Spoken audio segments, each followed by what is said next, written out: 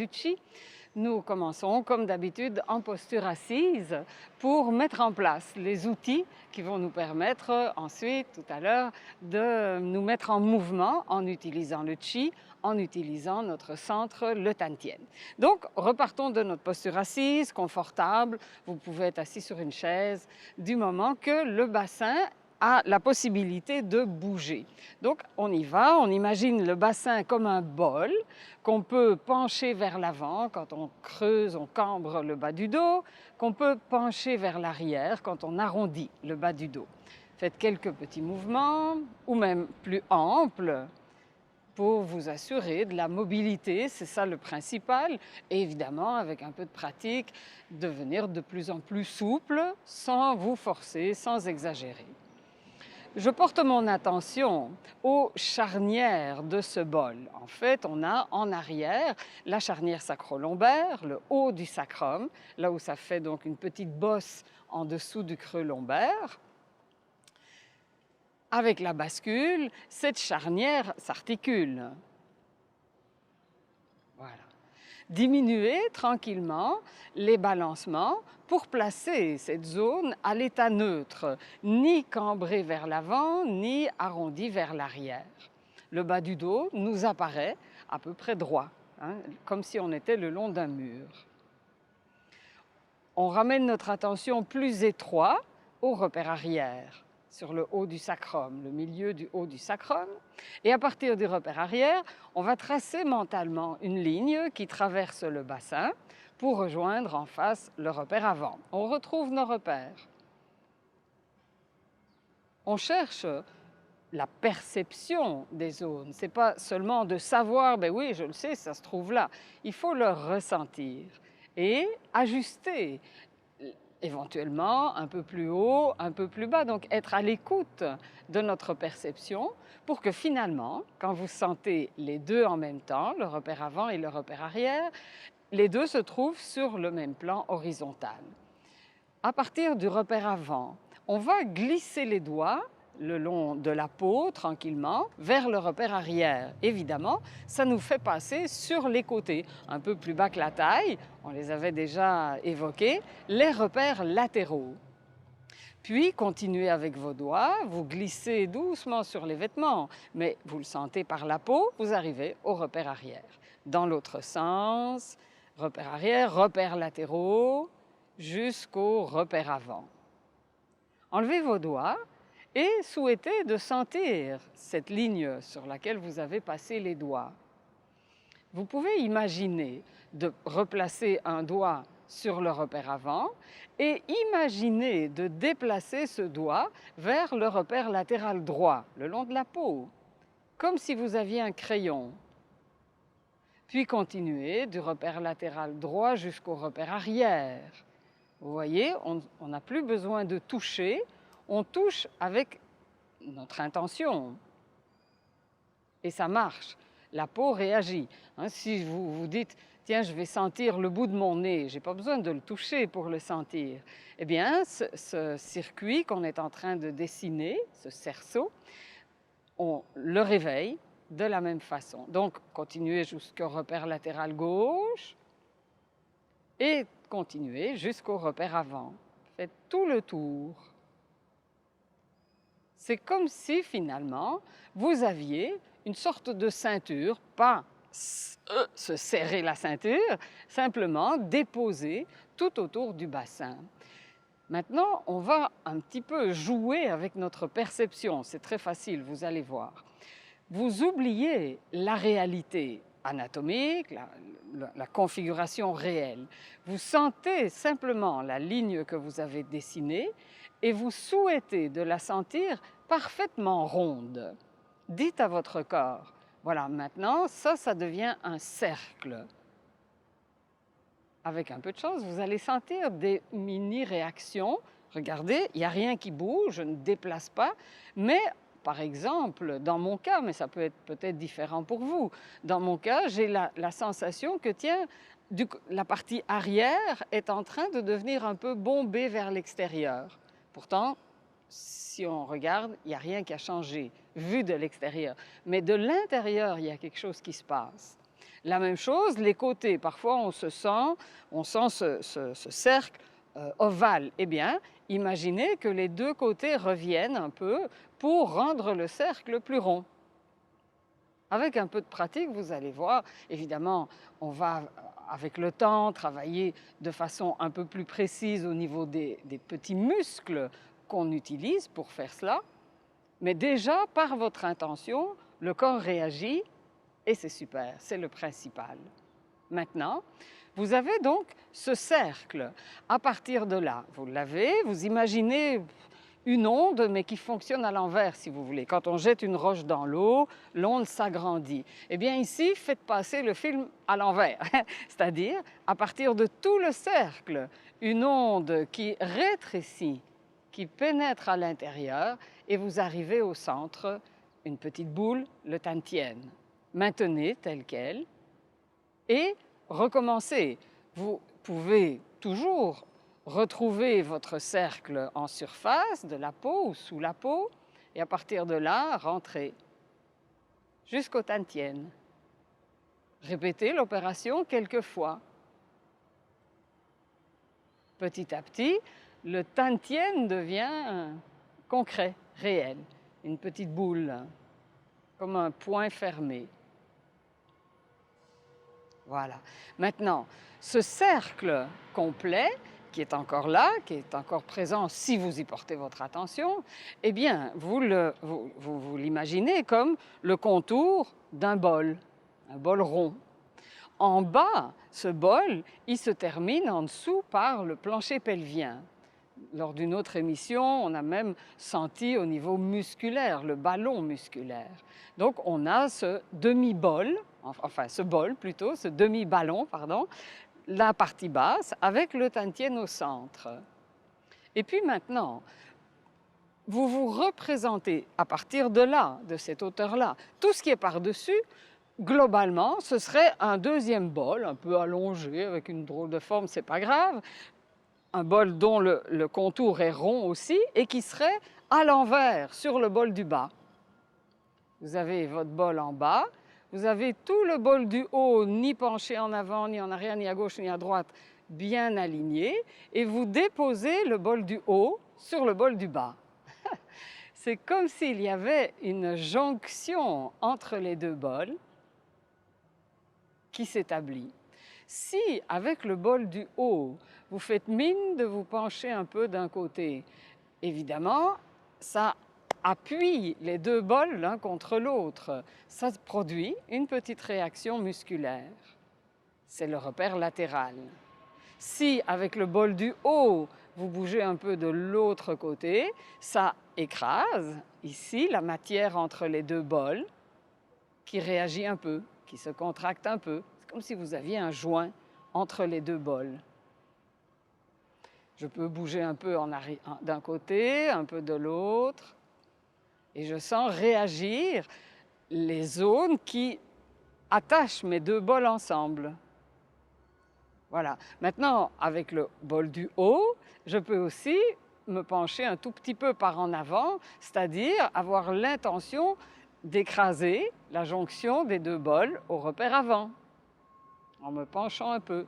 Mais ça marche aussi dans l'autre sens. Je fais mine de me laisser aller un peu en arrière, et là, c'est au niveau du repère arrière que la réaction se produit. La petite matière, le joint qui est entre les deux bols, qui durcit un peu, réagit un peu. Maintenant, on peut s'amuser puisqu'on a tout le cercle de jonction des deux bols. Je vais un peu en avant à gauche, je vais un peu en arrière à droite, etc. En bougeotant le haut, le bol du haut, je peux faire des mini, vous voyez, je ne bouge pas énormément, mais je me concentre sur la réaction que je souhaite de, finalement, ce cerceau musculaire entre mes deux bols. Et puis, évidemment, je vais finalement faire en sorte de déposer le bol du haut sur tout, en contact, partout en même temps, sur le bol du bas. À ce moment-là, tout le cerceau musculaire, le joint entre les deux bols, réagit, se tonifie, Et cette réaction devient centrée. Je ramène, comme tout à l'heure, l'onde jusqu'au centre, au Tantien. Voilà, c'est une autre approche un peu, toujours pour le même résultat, avoir un appui sur le Tantien. Mais sentez à quel point cette petite recherche a ajusté les positionnements de tout le corps. C'est votre posture que vous améliorez. Mais avec la posture, c'est aussi la détente du corps, enfin la souplesse, la malléabilité du corps. Parce que le tonus, on le ramène à l'intérieur, au Tantien, avec le soutien du cerceau musculaire. Et à ce moment-là, les épaules, elles sont détendues. Placez vos mains, comme on a l'habitude, pour prendre le ballon. Faites vos petits jeux de ballon, mais en veillant à garder l'équilibre de vos deux bols, à garder une présence, votre présence, au Tantien. On pourrait presque dire que le contact et tout ce qu'on cherche avec les mains est la conséquence du Tantien, enfin on peut le dire. Et donc, dans l'ensemble que ça forme, les mains sont secondaires par rapport à la présence au Tantien. C'est là l'origine de ce qui se passe entre mes mains, dans l'espace et entre mes mains. Eh bien, l'origine, c'est ma présence au Tantien, être centré. On va se retrouver dans quelques instants pour un nouveau mouvement de Tai Chi.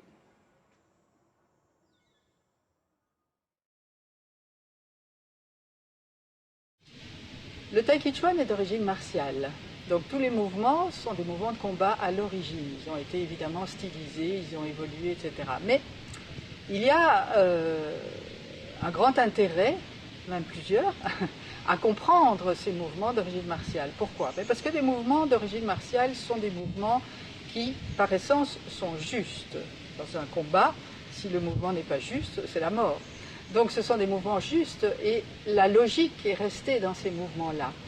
Et travailler ces mouvements, travailler cette logique va nous permettre de retrouver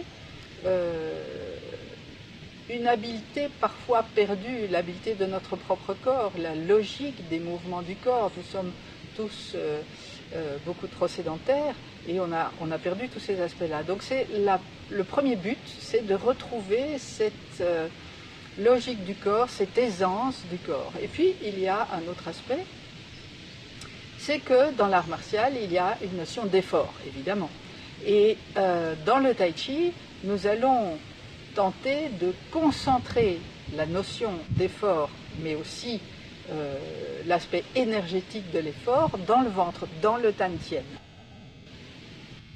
Et donc, il y aura une alternance dans le Tai Chi entre concentration dans le ventre à l'expiration, concentration énergétique aussi, et dilatation dans le corps, épanouissement dans le mouvement à l'inspiration. Et cette alternance prépare déjà ce que nous allons mettre en place plus tard, c'est-à-dire la circulation énergétique, ce qu'on appelle la petite circulation. Et nous mettons cette circulation en place dans un travail au sol en général, on fait toutes sortes d'exercices pour préparer ça, mais dans le mouvement, l'alternance déjà induit cette circulation énergétique. Donc il y a des correspondances entre les arts martiaux et le Tai Chi, mais il y a aussi une extrême différence, c'est l'objectif. L'objectif d'un art martial, c'est l'efficacité. L'objectif du Tai Chi, c'est la circulation énergétique.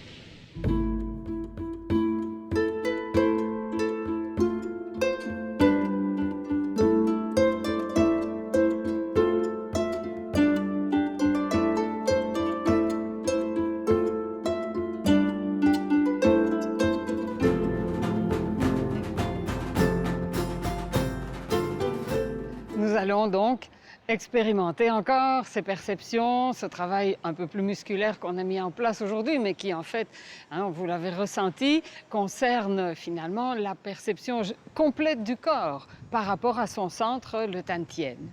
Je retrouve ma posture de base, les pieds parallèles, un peu plus de poids sur les talons, le milieu des talons qu'à l'avant du pied, mais à l'avant du pied, les orteils qui saisissent le sol.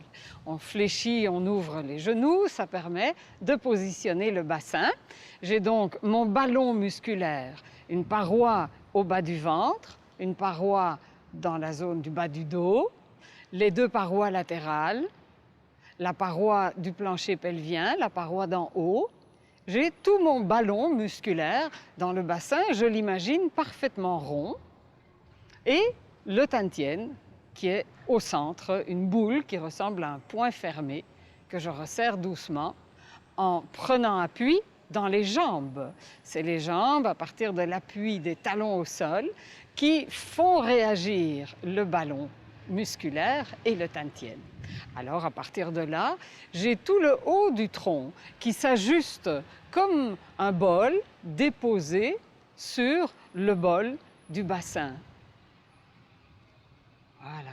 Les jambes, évidemment, contribuent à l'équilibre des deux bols ensemble. Je vais déplacer le poids sur une jambe sur l'autre, comme on en a déjà pris l'habitude.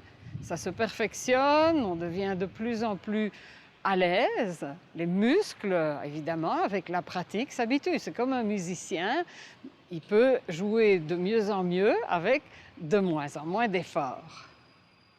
Voilà.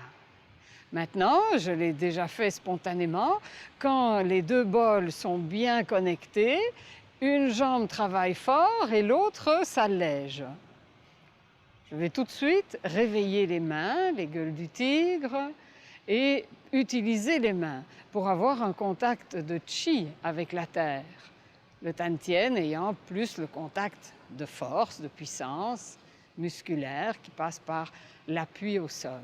Mais évidemment, l'effet chi des mains est aussi en connexion avec le Tantien. Voilà. Maintenant, je vais descendre, m'appuyer dans la jambe qui me porte et en m'y appuyant encore un tout petit peu plus, faire un tout petit mouvement comme si je balayais un peu l'espace avec le pied. Je ne cherche pas à tendre la jambe. Ça ressemble, si c'était un art martial, voilà, eh bien ce serait un coup de pied, mais c'est terriblement stylisé en tai chi. On reconnaît à peine qu'en fait, ce qu'on est en train de faire, c'est un petit coup de pied. Mais on y va tout en douceur. Et l'intervention qu'on va faire est pour, en s'appuyant dans la jambe qui porte, pour créer une petite impulsion qui lance le pied et le laisser revenir. Ici, l'avant-jambe est tout à fait détendue, le pied est complètement mou. Voilà. C'est quand il reprend contact au sol que là, il redevient actif. Je m'installe, un pied actif, l'autre se détend. Je descends un peu pour libérer la jambe. Je m'appuie au Tantien, je fais un petit balayage et puis je redétends. Voilà. On va y ajouter un mouvement de main. Imaginez votre ballon. Vous faites le tour. Vous placez une main au-dessus, l'une au-dessus de l'autre, voilà. Vous pénétrez dans votre ballon. Et puis, en écartant, vous guettez, vous palpez le contenu de votre ballon, qui est en fait l'espace. Voilà. Les deux mains qui pénètrent dans le ballon, mais en fait, le ballon, il fait partie de l'espace. Et puis, retournez et une main va plus vers le haut, l'autre vers le bas, et c'est toujours les poignets qui guident. On porte tout le poids sur une jambe. Ah, ça marche en même temps. Et pendant que les mains palpent l'espace, je fais le petit jeu de pied qui va et vient, puis qui se dépose. Transfert du poids. Je sens avec les mains le contact de l'espace, du genou, et puis les mains qui flottent pendant que, un petit mouvement de jambe, de pied, qui reste détendu. Voilà. Chi, inspirez. Ho. Les mains continuent, ne s'arrêtent pas, puis reviennent. Hi. Ho. Voilà. On va aller un peu plus loin, faire un autre mouvement. La formation des poings, qu'on connaît probablement, vous pliez les doigts sur eux-mêmes, vous rabattez les doigts dans la paume de la main et vous placez le pouce plié qui retient, si vous voulez, l'index et le majeur, les deux premiers doigts. Ça, c'est le poing. Évidemment, si vous aviez à l'utiliser pour frapper, il faudrait serrer. Dans notre cas, on desserre, on dit qu'il y a un petit trou, on peut voir par un petit trou.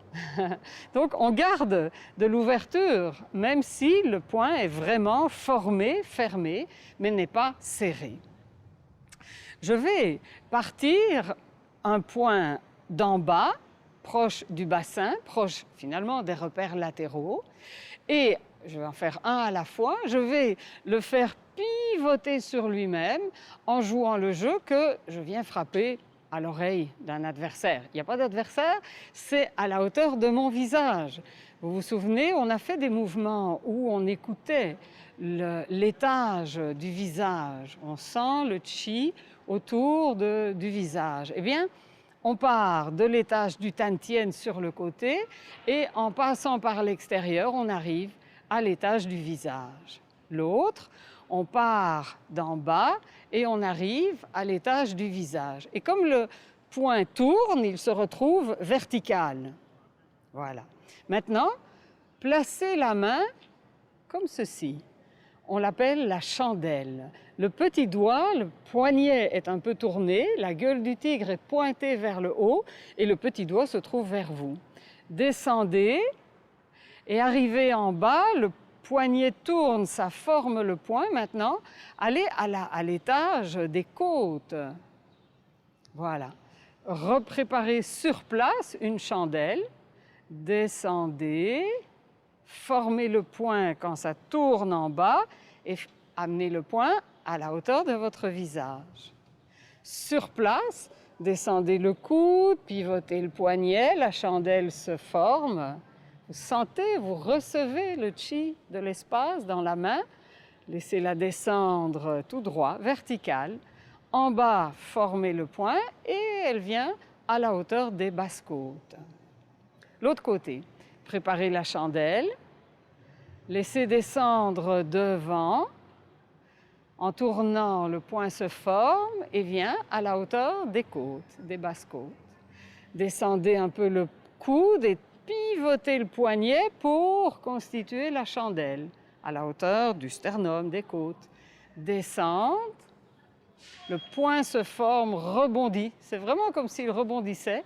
Il va frapper à la hauteur du visage. Frapper, ce n'est pas vraiment le terme. Il vient flotter dans votre étage, plateau du visage. Vous en placez une à la hauteur du visage et l'autre en bas. Vos deux chandelles superposées, vous recevez de l'espace dans vos mains. Les deux descendent, mais évidemment n'arrivent pas au même moment. Celle qui arrive en premier en bas redémarre vers le haut. Celle qui arrive en deuxième va vers le bas. Sur place, préparez vos chandelles. Pensez à celle d'en bas qui va descendre en premier, rebondir, l'autre rebondit en bas et les deux se retrouvent à deux étages au même moment.